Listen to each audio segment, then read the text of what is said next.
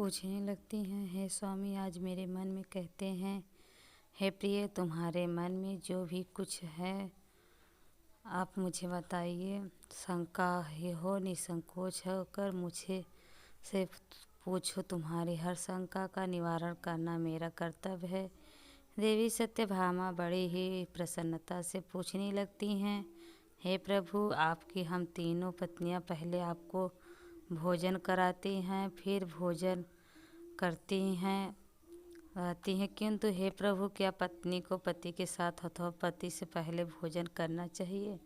क्या ऐसा करना उचित होता है? शास्त्र में इस विषय में क्या कहते हैं? हे प्रभु, ऐसा वह कौन सा पाप है जिसे करने से स्त्री नरकगामी बन जाती है? कृपया आप मेरी इस शंका का समाधान कीजिएगा। भगवान श्री कृष्ण मुस्कुराते हुए कहते हैं, हे सत्यभामा, आज तुमने समस्त मानव जाति के कल्याण के उद्देश्य से बहुत ही महत्वपूर्ण प्रश्न किया है। हे देवी, तुमने जो प्रश्न किया है उसका समाधान देवी सुदेवा ही की कथा सुनने के प्राप्त हो जाएगा। देवी सत्यभामा कहती हैं, हे प्रभु, यह रानी सुदेवा कौन थी? उनका आचरण विचार कैसा था? मेरे मन में उनके विषय में जानने की जिज्ञासा निर्माण हो रही। कैसे कहते हैं, सत्यभामा, तुम्हारे आग्रह पर आज मैं तुम्हें रानी सुदेवा की कथा सुनाता हूँ। तुम्हारी सभी शंकाओं का समाधान इस प्राचीन कथा में ही हो जाएगा। इस कथा में तुम्हारे सभी पाप मनुष्यों को हो जाएंगे, इसलिए इस कथा को ध्यान पूर्वक सुनो। जो भी मनुष्य इस कथा को ध्यान पूर्वक सुनता है, उसका प्रचार करता है, वह सौभाग्यशाली बनता है, उसे सब कभी नरक की प्राप्ति नहीं होती है। फिर देवी सत्यभामा कहती हैं, हे स्वामी, मैं इस कथा को अवश्य ध्यान पूर्वक सुनूंगी, कृपया आप इस कथा को कहिए। भगवान श्री कृष्ण कहते हैं, हे सत्यभामा, फिर सुनो इस कथा को। प्राचीन काल में अयोध्यापुरी में महाराज इवाक राज्य करते थे। वे धर्म का पालन करने वाले गुणवान, चरित्रवान, अत्यंत कुशल सम्राट थे। उनका विवाह काशी नरेश की पुत्री सुदेवा के साथ हुआ था। सुदेवा सत्य का व्रत पालन करने में तत्पर, गुणवान और चरित्रवान तथा महान पति व्रता थी। महाराज इवाक पुण्यात्मा थे। उन्होंने अनेक यज्ञ तथा अनेक पुण्य के कार्य किए थे। उन्होंने देवालय बनवाए, खुदवाए, उन्हें अनेक वाटिका बनवाई तथा वे साधु संतों की रक्षा में सदैव ही तत्पर रहते थे। महाराज इवाक के नगर में समीप एक घना जंगल था। उस जंगल में सुअर अपनी पत्नी पुत्र के साथ रहता था। वह सुअर बड़ा ही विशालकाय और भयंकर आकार वाला था, जिसे सभी मनुष्य भयभीत रहते थे। उस सुअर के भय से मनुष्य उस वन के मार्ग से जाने से डरने लगते थे। फिर जब यह बात महाराज इवाक को पता चली तो उन्होंने शिकार करने का सोचा। और फिर एक दिन महाराज अपनी पत्नी सुदेवा तथा उनके सैनिकों और कुत्तों को लेकर उस वन में शिकार करने के लिए चल गए। महाराज बड़े पराक्रमी, उनके अनेक विशालकाय शेरों तथा राक्षसों का वध किया था, इसलिए वे इस भयंकर सुअर से नगरवासियों की रक्षा करने के लिए उस वन में उस सुअर को शिकारी करने के लिए तब जब उस भयंकर आकार वाले सुअर ने महाराज को वन की तरफ आता, वह सुअर अपनी पत्नी से कहने लगा, हे प्रिय, देखो, यह कौशल के देश के महान सम्राट इवाक महापराक्रमी और महातेजस्वी हैं और इस वन में मेरी शिकारी कर रहे हैं। उनके साथ बहुत बड़े कुत्ते और व्याधि में तनिक भी संदेह नहीं है, मुझे पर ही प्रहार करेंगे। महाराज बड़े पुण्यात्मा हैं, राजाओं के भी राजा हैं, समस्त विश्व इनके अधीन है। प्रिय, मैं तुम सबकी रक्षा करने के लिए अपना पराक्रम दिखाता हूँ। महाराज के साथ युद्ध करूँगा। अगर युद्ध में मैं इनको पराजित कर दिया तो तीनों लोकों में मेरी कीर्ति हो जाएगी, और यदि मैं इनके हाथ मारा ही गया तो मुझे जन्म से छुटकारा मिलेगा, विष्णु लोक चला जाऊंगा। मेरा पिछले जन्म के पाप के कारण ही मुझे सुअर का जन्म प्राप्त हुआ है।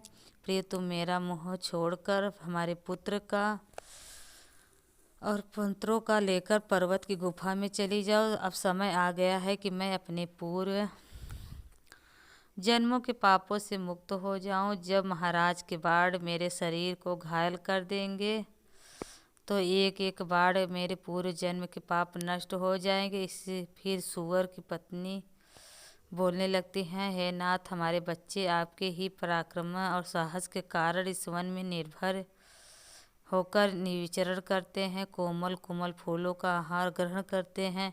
आप ही के कारण इन्हें शेर, सियार आदि जंगल जानवरों का भय नहीं रहता, क्योंकि आप इनकी रक्षा करते हैं। आपके भीषण रूप को देखकर कोई भी शिकारी हमारे शिकार करने के लिए इस वन में नहीं आता, मगर आपकी मृत्यु के हो जाएगी तो फिर मेरी और हमारे पुत्रों की रक्षा कौन करेगा?